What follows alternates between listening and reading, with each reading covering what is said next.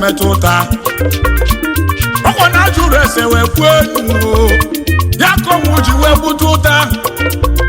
asị na ọnwụ nwere uche chacha maka ọ bụrụ na ọnwụ nwere uche ndị n'ụwa ọma mkpụrụ eze na-agụ ọha inuwo kedu ife ọ chọrọ amanye ya Tony Black bụ odogwu ụmụ eze na-agụ ọha fasoro mmanwụ ọnwụ chọọ manshọn ebunye manshọn wọ́tọ́ Lamborghini ẹ̀yìn ẹ̀ kẹ́dí fọ́sọ́ n'agụ ọ̀nwó n'elu ụwa ụmụ eze na-agụ ọha menwere ife Tony Black mebere ọnwụ ụwa na akaụntụ ọnwụ ihe eliche nwego nọ n'ime ihe fat ọnwụ bụ efuli isi etiti wọluzugo jackpot obodo ekwetego ebe ọnwụ n'inwekwuru advaisa o kịda afọ ụzọ dị na-adị ibe papa mmiri dị abụ ji aṅụ ọgwụ wadị aka ọnwụ nwadebụrụ okpue ifuru na ọnwa jukwuru ese chacha mmara nke enwe agọghị ya afịa ọnwa ju ese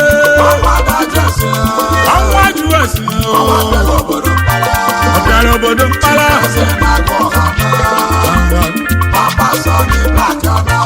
ọnwa ju ese ọnwa maka obodo alụ obodo mmodo nọ n'akwa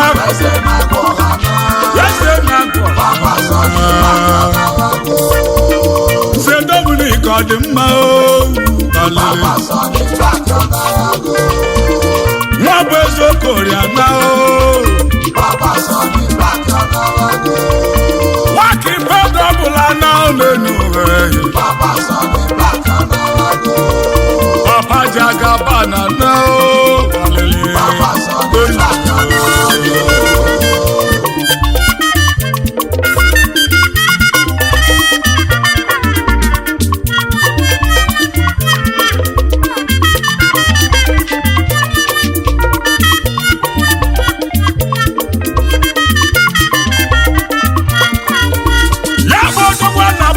Tony Black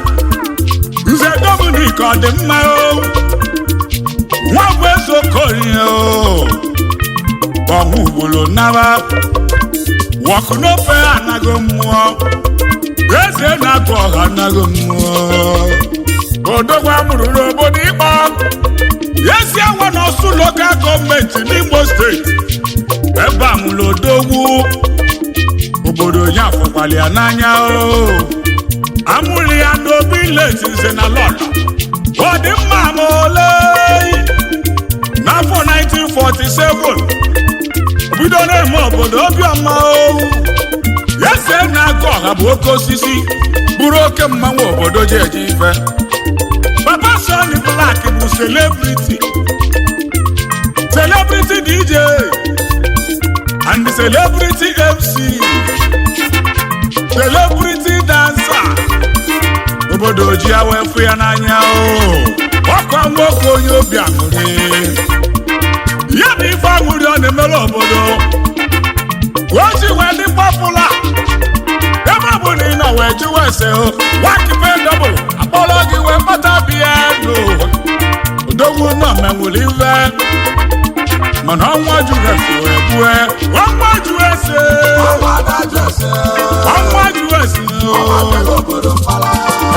obodo mkpara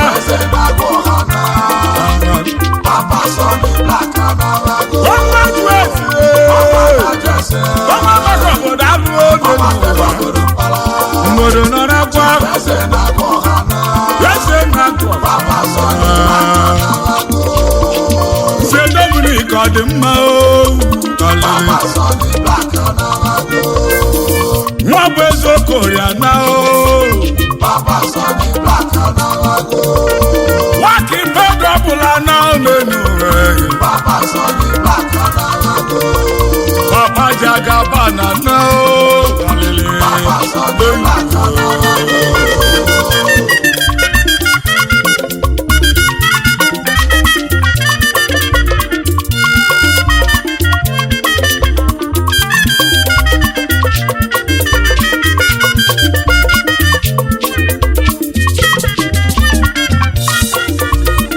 Nze Dominic nwa bụ eze odogwu bụ onye echichi ikwechiri ihe eze na-agụ ọha n'obodo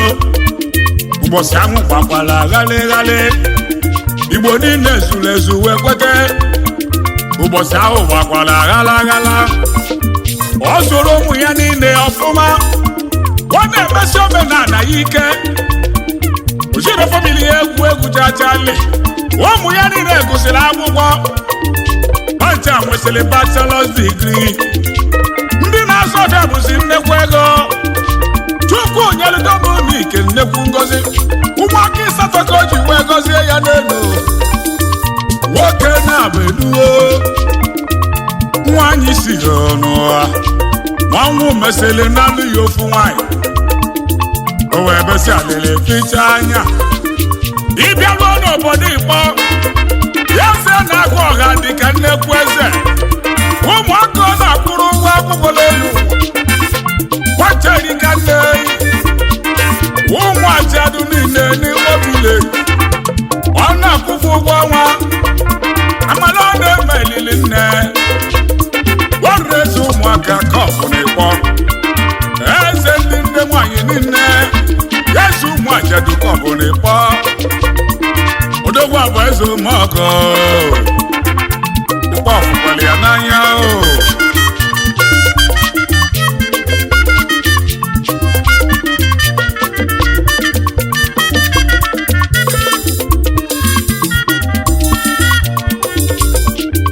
ya bụ eze na-agụ ọha o mesịrị wee malụ Chukwu BITF na CMO o mesịrị bụrụ PPC chairman o mesịrị bụrụ treasurer ndị ụka ọ bụ secretary to community na nke ikpeazụ nwa onye bụ chairman of Igbo community ndị mmadụ na-esi ebe tere aka na-abịa jụta ese n'aka odogwu maka na amamife ya riri nne ife niile melu mgbe ochie dị ya n'isi ajụba ese achọba nwa bụ eze ya na ndị okenye mere ọfụma n'elu ụwa ọrịa ka o ji wee biruo 75 years na ọgbanyekwuru aka na ọnwa jụrụ ese wee nara anyị odogwu a anyị wee pebe alịlị n'ugbo ọnwa jụrụ ese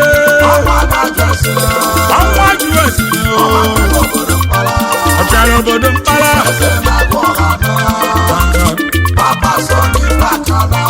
ọnwa jụrụ ese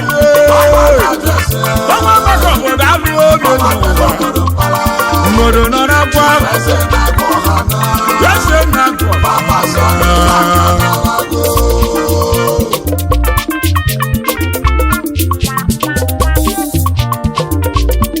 eze na-agụ ọha bụ ka mmadụ ya ka obodo ji webeli ya akwa ikilisi ebe a na-ebele odogwu akwa mbọsị ọnwụ ije na ọ bụ okorobịa nwụrụ ọ bụrụ ka o si emelụ ndị mmadụ anyị lotelu nwunye yi ọmalịcha nwanyị ọnwụ bịarukwe yufemi afọ nta gwagwese nwanyị ọma nne mụrụ ọsọ na ebulu akị na ụmụnne ya ọnwụ gburu ya nnaba mama na dị mma na ndokwa enyi ya afụghị n'igwe ada nwebe eze ebedebe alịlị Mrs. Veronica Chinwando Ziada na-eri ụkwanụ edebe akwaliri na papa ya na Mrs. Nwanọdeze Mary Ifeoma nwanyị abedebe akwalelu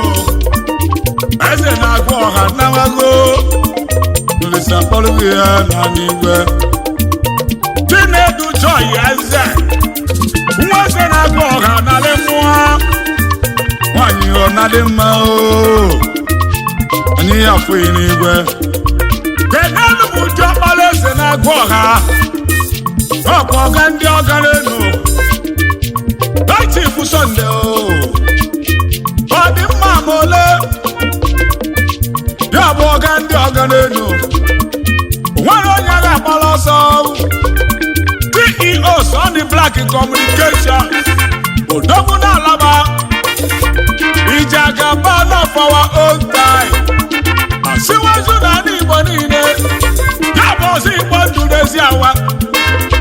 mmiri ndị bụ mmadụ ji aṅụ ọgwụ mgbe eji egwu agụ n'elu ụwa Tinubu ndị Igbo ka ị na-akpa ebe ya bụ president ya bụ Man International Club ndị Igbo gbasiri ike ndị nnekwu ego anyị ji akpa mba Sunny Black Tinubu ndị Igbo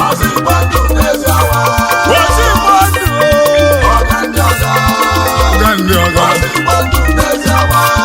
ọgaranya siri ike n'ebe dị ya bụ ọga ndị ọga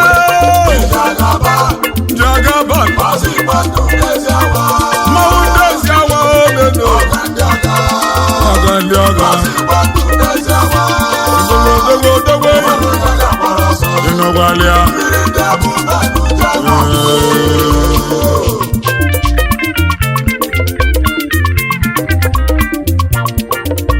nwoke ịgbabiali ka eke n'odogwu nwanne Sunny Black menwere ife ọ dị mma onye bụ Chijo ya bụ ọnọ n'enyi ndị Igbo ka anyị na-akpa ebe bedi mmanwụ izuru ezu na ego ga-akarị ya odogwu ọnọ n'enyi ndị Igbo mmanwụ ndị Igbo ji aba mba ịgbado aka na adabụ ọnọ n'enyi ndị Igbo ọ dị mma onye bụ Chi ọdụbakana ga-eze ọhịa Tony Sowebiria ọnọ n'enyi ndị Igbo ịgbakerelụgbọye mechi Abigail Nneka Oficha gbalele ya besi na nna ya nọ n'igwe nwa beza na mmụọ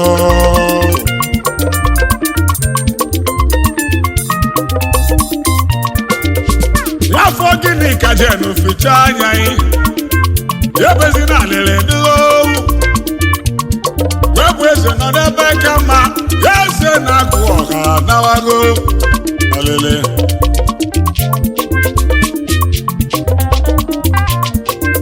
adị ebe uju nwa Mariana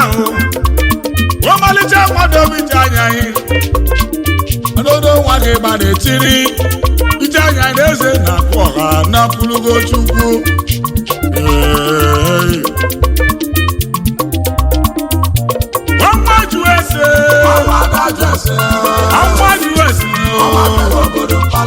ọbịara obodo Mpala Papa Sunny Black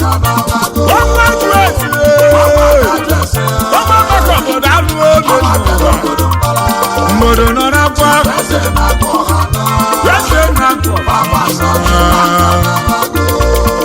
Nze Dominic ọ dị mma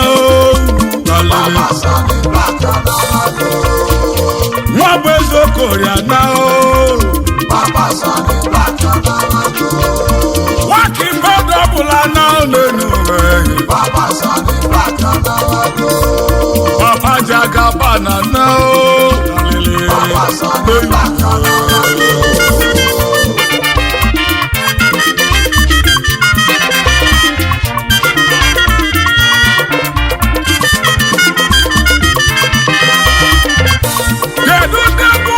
International Club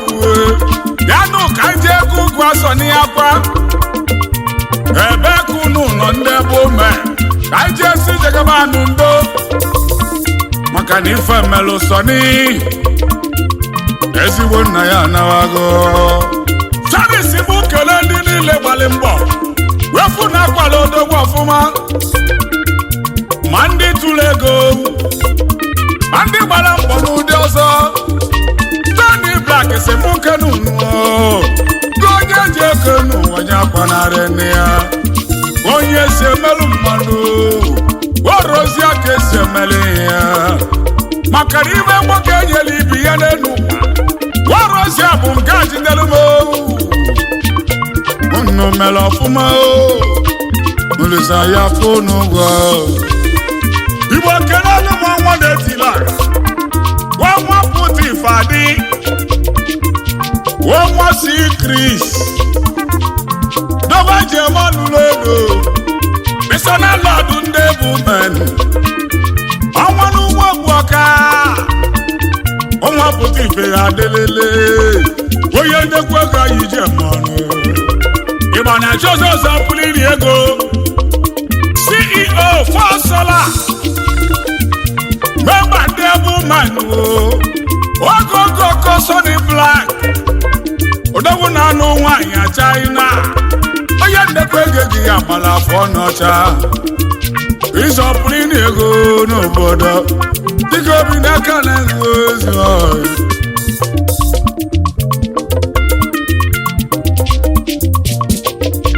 abụrụ Igbo ajebe obodo adazi ekene ọgbara ka icheje ya bụ ọga ndị ọga na-adazi CEO New Age Concept Nigeria Limited eli odogwu ego ya gbara afọ n'ọcha ọga ndị ọga na-adazi odogwu New Age nwa mama ọgaranya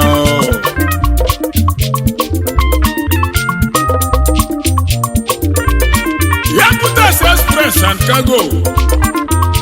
ya butesi odogwu aka na-agbara Tony Black afịa odogwu nwa niile efu ibu n'elu onye ibu na ọya dịrị gị mma daalụwo ya butesi n'iso na odogwu ọgaranya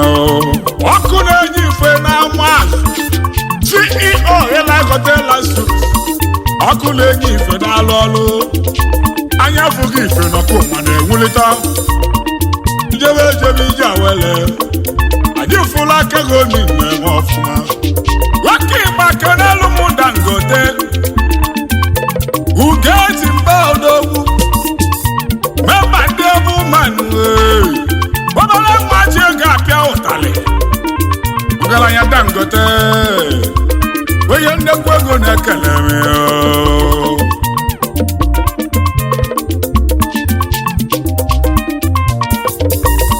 Igbo kenere si eze aka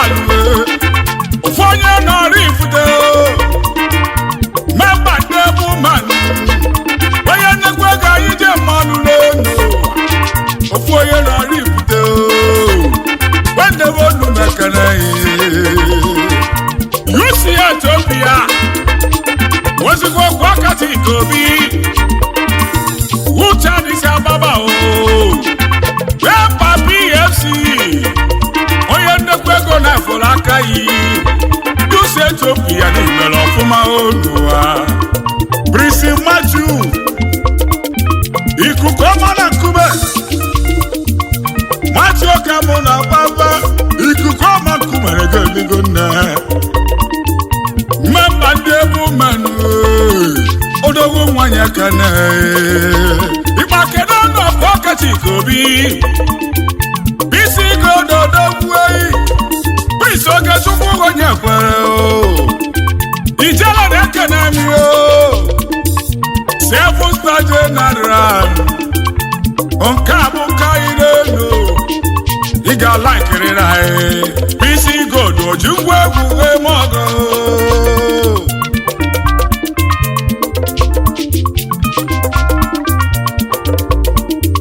Igwe Fashola olelo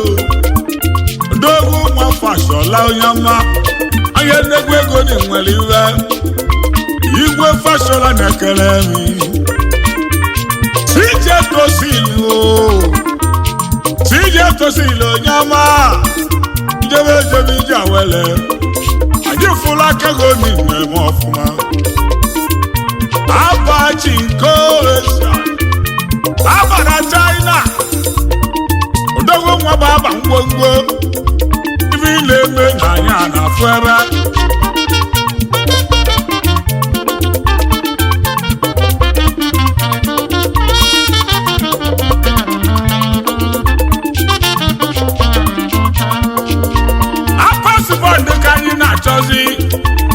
President PFC anu n'obu mbuka nnabo mamuzulu esu na ya kenei Presidoni na-eme ọfụma onye nweligi nwere odogwu Apex Tosilo keduzi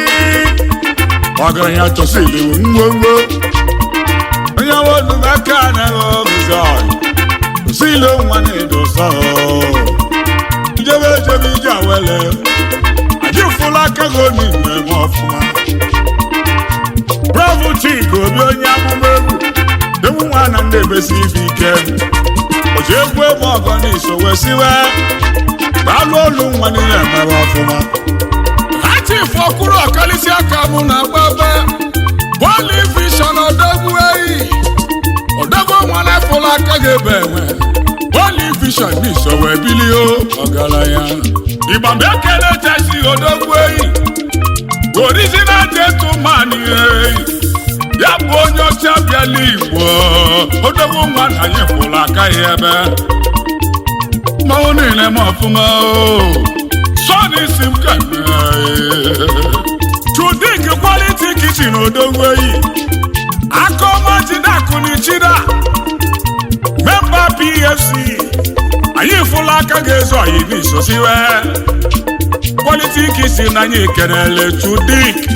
Sonny onekene Igba kenere isi odo na Nsụka Izu Destiny na-ekene mi isi odo tikobi ekene ọgaranya nnekwu nwa na ifụrụ aka Mr. Ken odogwu eyi big oka na-akpọ ụbọchị ọdụbụ ekene gị BG odogwu n'iso biri onye ama kem BG oka na-achebe odogwu nwa ụbọchị n'imere ọfụma nwoke Igbo na-achọ oloye ka aka oloye na-ekene m ezi odogwu nwa n'imere Ivoma Sonny Black semukene yo Igba chọli m Jesi Bayami Ndubeze nwa mama Ndubeze na-ekene mi Jesi Bayami ni nwere ife onye ọcha dara ọlụ n'iso wee bili Sonny Black semukene Wadiko Pharmaceutical Wadiko na-ekene mi ezi memba ndị ebume Yedi odogwu nwa niile mọfụma Wadiko Pharmaceutical Sonny Black na-ekene eze na-agụ ọha n'ago anyị ga-agbazi eluigwe ajụjụ ọkwa jụrụ ese ọkwa ndị ajụ ese ọ bịara obodo mpara ya se na-agụ ọha ọkwa jụrụ ese ọkwa ndị ese ọ bịara obodo mpara ya dị ese na-agụ ọha Papa Sonny Black anawago Papa Sonny Black anawago Papa Jagaban anawago Papa Sonny Black anawago Wakunope anao n'eziawa Papa Sonny Black anawago Fụlụfụlụ n'eze na-agụ ọha anao Papa Sonny Black anawago Adịla ekwe ego ndị obodo nọ n'aka Papa Sonny Black anawago Mara onye ebesobite anya na Chukwu mọbịa Papa Sonny bye bye emesịa